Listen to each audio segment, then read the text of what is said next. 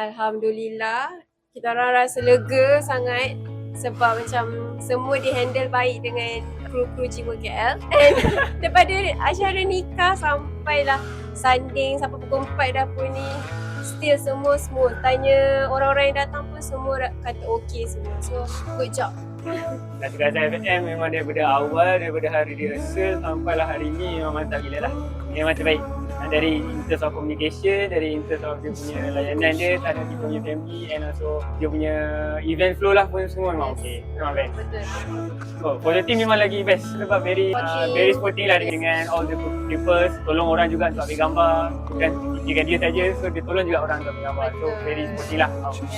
And itu decorations, itulah benda pertama yang sebabnya I pick kat sini. Sebab Jiwa KL memang menang lah dekat deco tu. Yes.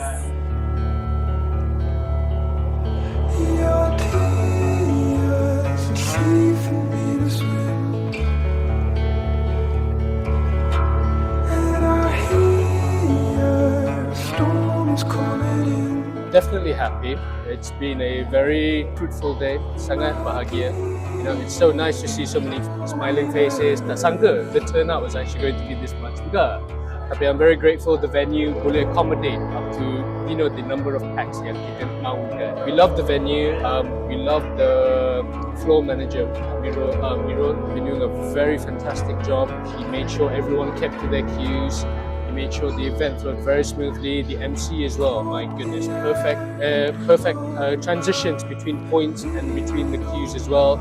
So again, the coordination between the MC as well as the floor coordinator Amirul was top notch. Everything went very smooth, but thanks to the team at Nikah Satu, we had nothing to worry about. Yes, it's very antique, very classy, and definitely worth the price. I think I would say that we expected to pay more, so we are very happy with the venue and decoration.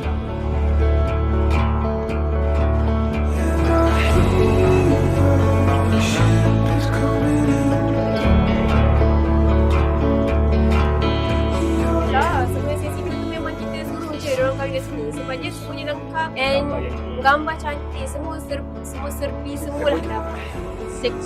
5. Overall 10. Mudah kan? Kahwin je lah kakak. Mudah kan? Kahwin je lah. Thank you.